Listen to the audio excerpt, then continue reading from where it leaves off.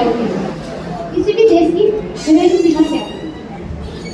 जैसे भारत का मैप आपने देखा है, ये भारत का आप मान लीजिए इस तरह का मैप है, तो भारत का नक्शा में ये जो आपकी बाउंड्री दिख रही है उत्तर में जम्मू कश्मीर से लेकर नीचे कन्याकुमारी, ये पूरा और पश्चिम, तो ये पूरी भारत की घरेलू सीमा है। तो भारत की घरेलू सीमा में सबसे पहले भौगोलिक सीमा तो आएगी, वहाँ जहाँ पर उसकी बाउंड्रीज है, तो घरेलू सीमा में उसकी भौगोलिक सीमा तो आएगी। घरेलू सीमा में सबसे पहले आता है देश की भौगोलिक सीमा।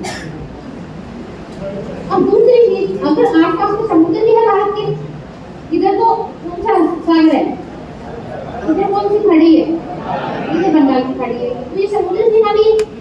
अब समुद्र में भी क्या भारत की सीमा है क्या, कितनी दूरी तक, देखो समुद्र में ना 12 नॉटिकल मील तक का एरिया जो होता है ना, इसको 12 नॉटिकल मील, ठीक है, इसको बोलते हैं प्रादेशिक सीमा। प्रादेशिक सीमा बोलते हैं टेरिटोरियल बाउंड्री। समुद्र में दोनों तरफ भारत के 12 नॉटिकल मील, एक नॉटिकल जो मील होता है, एक नॉटिकल मील 1.85 किलोमीटर के बराबर होता है, यानी लगभग 2 किलोमीटर मान लो, 1.85 किलोमीटर के बराबर एक नॉटिकल मील होता है। तो समुद्र में 12 नॉटिकल मील लगभग 20 किलोमीटर हो जाएगा, ठीक है, और जोड़ दीजिए रखने कितना कह रहा है। तो समुद्र में लगभग 12 नॉटिकल मील तक तो भारत का पूरा अधिकार है। यहाँ पर कोई अगर दूसरे का मानना चाहे तो यहाँ से लेके यहाँ पर भारत को पूरे राइट है। और इसके बाद में यहाँ तक आता है भारत का स्पेशल इकोनॉमिक जोन, ये आता है आपका 200 नॉटिकल मील तक, 200 नॉटिकल मील तक आता है EEZ, स्पेशल इकोनॉमिक जोन, अनन्य आर्थिक क्षेत्र। यहाँ पर भी आप आर्थिक गतिविधियां कर सकते हैं। इसके लिए एक UN क्लोज बना हुआ है, वैश्विक नियम बना हुआ है, UN क्लोज, United Nation Convention for law of seas, यानी समुद्रों में क्या नियम चलेगा। यूनाइटेड नेशन का नाम सुना है, UN, संयुक्त राष्ट्र संघ, उसी का एक अंग है UN क्लोज। इसने एक नियम बना दिया सभी देशों के लिए समुद्र में कहाँ कहाँ तक किसी को क्या क्या राइट है। तो उसने कहा कि भाई 12 नॉटिकल मील तक तुम सब कुछ करो, इसके बाद में तुम बड़े समुद्रों का दोहन वगैरह कर सकते हो, ठीक है। तो कहाँ तक कर सकते हो, 200 नॉटिकल मील तक कर सकते हो। अब 12 नॉटिकल मील के बाद में आपको परमिशन लेनी पड़ेगी, इस नियम के तहत काम करना पड़ेगा। UN क्लोज है, United Nation Convention for law of sea, law यानी नियम, सी यानी समुद्रों के लिए नियम बनाया है कि किस किस देश का EEZ कहाँ तक होगा। ये सारी चीजें इस नियम के तहत अंतर्राष्ट्रीय UN ने डिसाइड कर दी ताकि देशों के बीच झगड़े कम से कम हो। और UN का काम क्या था, अंतर्राष्ट्रीय शांति बनाए रखना, तो झगड़े कम होंगे तभी तो शांति बनी रहेगी। तो कहने का मतलब 12 नॉटिकल मील तक तो पूरा अधिकार है अपन को, सब कुछ समुद्र में कुछ भी करने का, लेकिन 200 नॉटिकल मील तक अपन आर्थिक गतिविधियां कर सकते हैं। इसके लिए UN क्लोज से परमिशन लेनी होगी। तो कहने का मतलब अपन अपनी घरेलू सीमा में मान के चल सकते हैं 200 नॉटिकल मील तक की सीमा। तो पहली घरेलू सीमा में भौगोलिक सीमा आएगी, समुद्री सीमा भी आएगी। तो समुद्र में लिख लीजिए, समुद्र में 200 नॉटिकल मील, समुद्र में 200 नॉटिकल, समुद्री दूरी को नॉटिकल मील में मापते हैं, है ना, समुद्री दूरी को नॉटिकल मील में मापते हैं। तो समुद्र में 200 नॉटिकल मील तक की सीमा, और एक नॉटिकल जो मील होता है वो आपका 1.85 किलोमीटर के बराबर होता है। तो चलो समुद्र की सीमा बता दी, घरेलू सीमा बता दी। और घरेलू सीमा में क्या आता है, घरेलू सीमा में दो चीज को रखें। भारत ने विदेशों में दूतावास बना रखे हैं, एम्बेसियां बना रखी है, ठीक है। एम्बेसी यानी जैसे मान लीजिए भारत ने अमेरिका में अपनी एम्बेसी बना रखी है। अब अमेरिका में बहुत सारे भारतीय रहते हैं। अब अगर उनको कोई दुख पीड़ा होगी तो अमेरिका की सरकार के पास जाने की बजाय भारतीय एम्बेसी को सूचित कर देगी। दूसरा, भारत और अमेरिका के बीच रिश्ते मजबूत हो, इसके लिए भी वो एम्बेसी काम करती है। जो एम्बेसी बने दूतावास अमेरिका ने बनाया है, भारत ने किसी पैसे से बनाया है, ठीक है।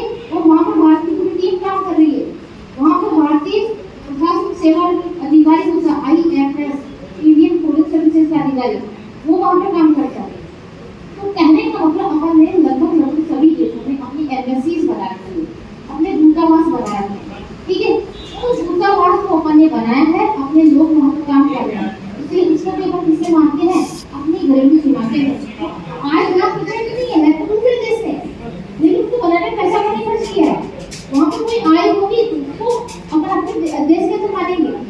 तो घरेलू सीमा के लोग किसको मानते हैं, विदेशों में स्थित भारतीय दूतावास, विदेशों में दूतावास मतलब एम्बेसी।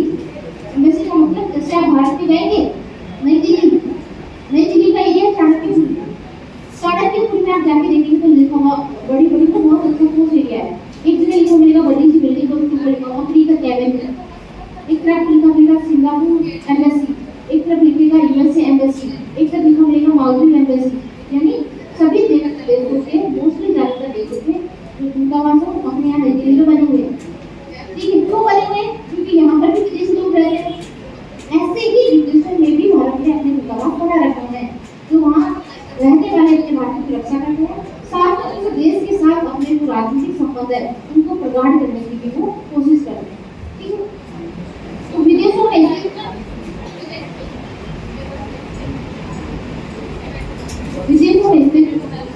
भारतीय दूतावास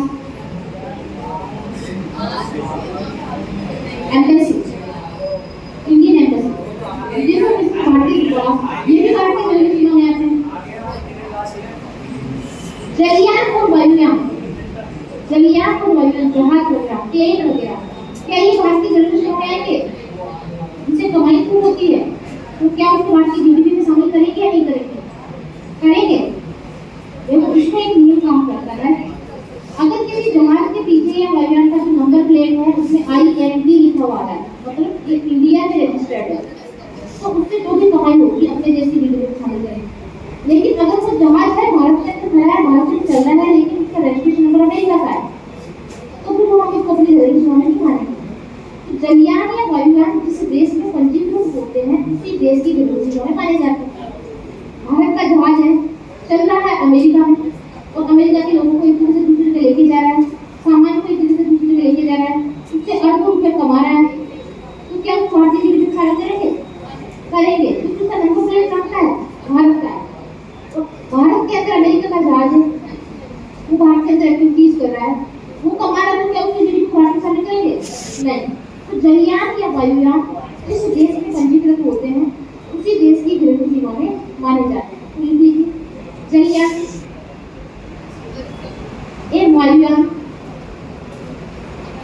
जलयान एक वायुयान जिस देश में पंजीकृत होते हैं, जलयान या वायुयान जिस देश में पंजीकृत होते हैं उसी देश की घरेलू सीमा में माने जाते हैं,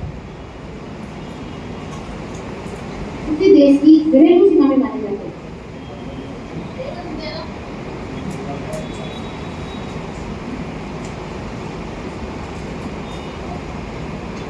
जलयान या वायुयान जिस देश में पंजीकृत होते हैं उसी देश की घरेलू सीमा में माने। तो घरेलू सीमा में ये चार चीजें पर कंसीडर करते हैं, ठीक है। जो भी उत्पादन हो रहा है अगर भारत की भौगोलिक सीमा में हो रहा है, जो भी उत्पादन हो रहा है वो विदेशों में स्थित भारतीय दूतावास में हो रहा है, जो भी उत्पादन को जलयान वायुयानों से पैसा कमाया जा रहा है वो चाहे विदेशों में कहीं भी हो, अगर भारतीय नंबर की प्लेट है उसके जरिए वो कमा के लाए उसको भी आर्थिक सुधार करके भारत की GDP में शामिल करेंगे।